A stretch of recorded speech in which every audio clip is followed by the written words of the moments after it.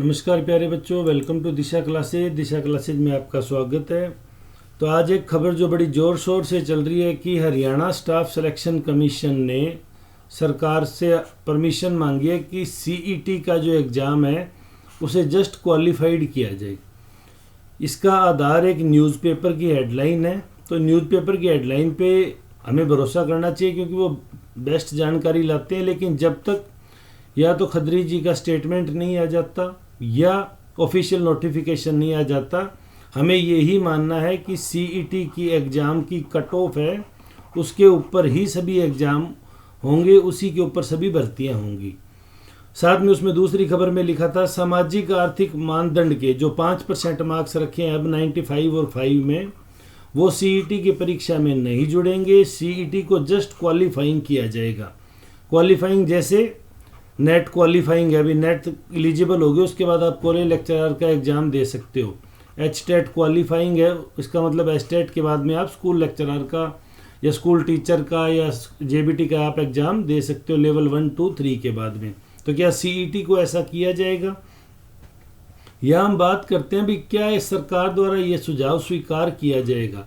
सरकार के पास सबसे बड़ी दिक्कत ये आ रही है कि सरकार परीक्षाओं को आउट कराना, पेपर आउट गिरोह से बहुत तंग है। सरकार उनको रोकने की भरसक कोशिश कर रही है। जितने ज़्यादा एग्ज़ाम होंगे पेपर आउट होने की संभावनाएं उतनी ज़्यादा बढ़ती जाती है। दूसरा, सीईटी का जो एग्ज़ाम है वो नेशनल टेस्टिंग एजेंसी एनटीए जो एमबीबीएस के एग्ज़ाम कराता है, जो डिफरेंट यूनिवर्सिटीज़ के एग्ज़ाम कराता है, वो कंडक्ट कराएगा। एक सेंट्रल एजेंसी है, तो थोड़ा इस पर भी इसका एक्सपीरियंस ज़्यादा है जनरल एग्ज़ाम कराने से। तो उम्मीद कर रहे हैं कि ये जो सीईटी है इसकी कट ऑफ है वो भर्ती में बहुत बड़ा रोल प्ले रखने वाली है, क्योंकि सरकार अगर इसको स्वीकार करती है तो सबसे बड़ी दिक्कत होगी नॉर्मलाइजेशन की। क्योंकि खत्री जी ने अपने एक इंटरव्यू में पहले भी कह दिया भी हरियाणा मैक्सिमम 2.5 से 2.5 से 3.5 लाख बच्चों का पेपर ले सकता है एक दिन में। और हरियाणा में कोई भी एग्ज़ाम हो जो सीईटी के बाद में होगा, जनरली आजकल देखते हैं हम 10 लाख के करीब बच्चे अपियर होंगे, मतलब मिनिमम 4 डेज पेपर चलेगा। और 4 दिन अगर पेपर चलता है किसी भी चीज़ का तो उसमें नॉर्मलाइजेशन सरकार की लगाना मजबूरी है, क्योंकि 4 दिन तक एग्ज़ाम को टफनेस लेवल को, एग्ज़ाम की कठिनाई स्तर को एक बराबर रखना बहुत ही कठिन काम है। और नॉर्मलाइजेशन करते वही दिक्कत होगी जो एचएसएससी में अभी किया गया था। सीईटी में सरकार को क्या नुकसान है, हम यहाँ पे इस चीज़ की बात कर लेते हैं। ये वीडियो आप दिशा क्लासेज पे देख रहे हैं। अगर आपको वीडियो पसंद आ रहा है तो चैनल को लाइक और सब्सक्राइब करें। यहाँ हम आपको एग्ज़ाम की अपडेट देते हैं।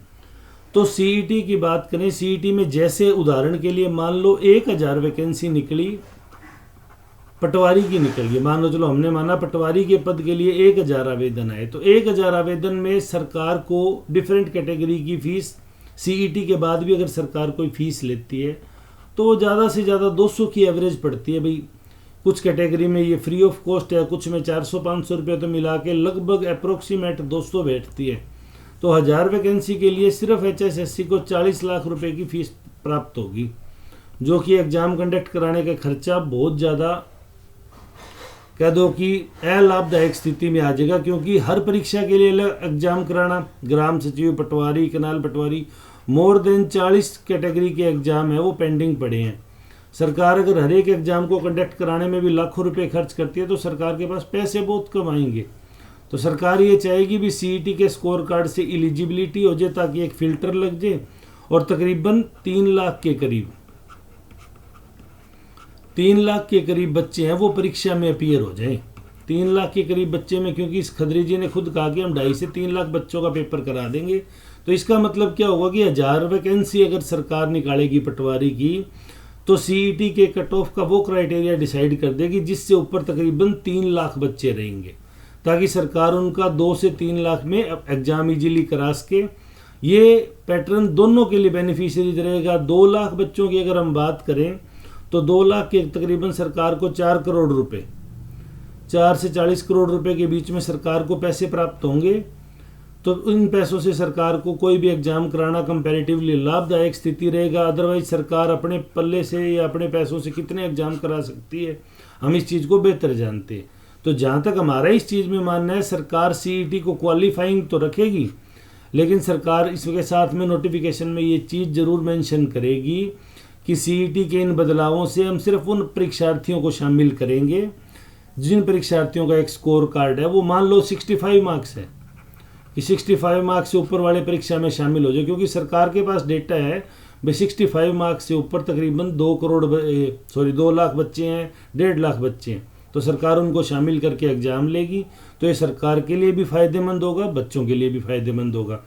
तो अभी तो देखो ये सिर्फ प्रारंभिक स्टेज पे है, ये सिर्फ बात मीडिया में आई है, सरकार ने इसको न तो यस किया है न नो किया है। तो या तो हम HSSC के चेयरमैन साहब के इंटरव्यू का वेट कर लेते हैं, कोई भी हमारा साथी यूट्यूबर उनका इंटरव्यू लेगा तो ज़रूर पूछेगा, और अगर ऐसा कुछ नहीं है तो मेरा आपको मानना है सीईटी की मेरिट के आधार पे एग्ज़ाम कंडक्ट हुआ करेंगे। आप सीईटी की बेहतरीन तैयारी कीजिए, क्योंकि पहली बार ये एग्ज़ाम हो रहा है, तो ये एग्ज़ाम आपके लिए लक्की साबित होगा, आपको नौकरी दिलवाने में लाभदायक होगा। इसी तरह की और जानकारी के वीडियो हम लेके हाजिर होंगे। अगर आप चैनल पर नए हैं तो लाइक सब्सक्राइब करें। वीडियो को अंत तक देखने के लिए धन्यवाद।